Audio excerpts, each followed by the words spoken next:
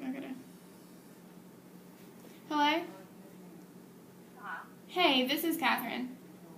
Hey, Catherine. This is Kay. How are you today? I'm doing fine. How are you? Good. I just have a couple of questions for you today. You said that you're not working right now, but when you were working, what did you do?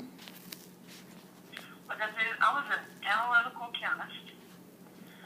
My title was a scientist. As you move up in that career, you get different titles: associate scientist, scientist, senior scientist. So I was at a scientist level up when I stopped working. Okay. Then I was an analytical chemist for GlaxoSmithKline, or GSK. Okay, is that a career that you always knew that you wanted to pursue, or did it kind of just come about? I didn't always know I wanted to be, not a chemist, but I always wanted to be a scientist. I could say that, but more in the biology field. Once I got my degree, I actually had a degree in biology, but I had enough hours in chemistry that I could apply for jobs in chemistry as well. Ended up getting jobs in chemistry instead of biology just because of the availability where we were living here. I was living in Raleigh at the time. Was quite surprised actually how much I enjoyed working as a chemist. In college, chemistry was not my favorite subject. Biology was, and I enjoyed my biology labs in college much more than my chemistry labs. Actually, I didn't like chemistry at all. But working as a chemist was very different. I found that experience very different and very rewarding. And in what ways was it rewarding? How was it different in the classroom than in the experience? Probably what I found really rewarding.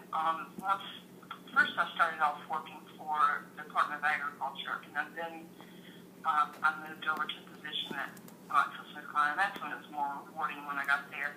And one of the things I found very rewarding was I got to work with a lot of high-tech equipment. So learning didn't stop when I got a job. I continued to learn, be challenged, learn how to use high-tech equipment, learn how to use.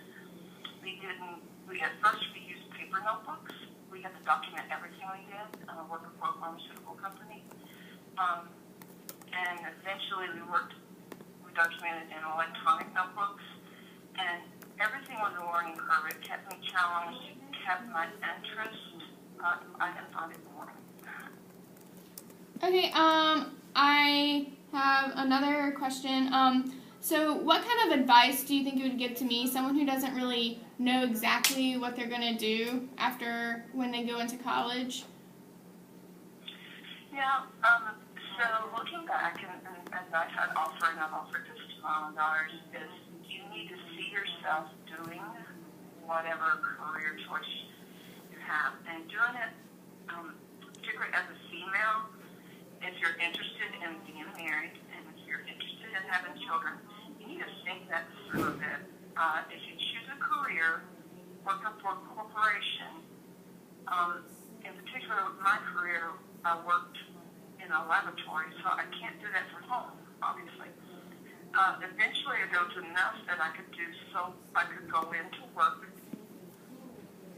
and do the lab portion and do a portion of it from home.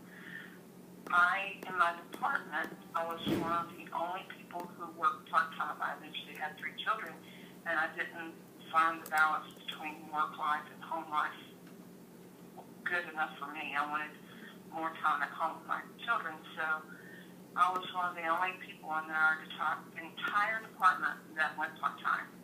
That was hard to get that, and so my advice to you would be think through those things. How does that look to be if I were to work for a corporation, if I were to work in a lab situation? I can't do all of that from home if I'm having a family. So definitely my challenge was balancing my work life and my home life. Okay, I think that's all my questions. Thank you so much for letting me interview you. Thank you for so much of the good advice. I hope you have a great day, the rest of the day. And the same to you, Catherine. And if you have any more questions or anything, you can contact me. You have my number. Okay, thank you. Bye-bye. And good luck. Bye-bye.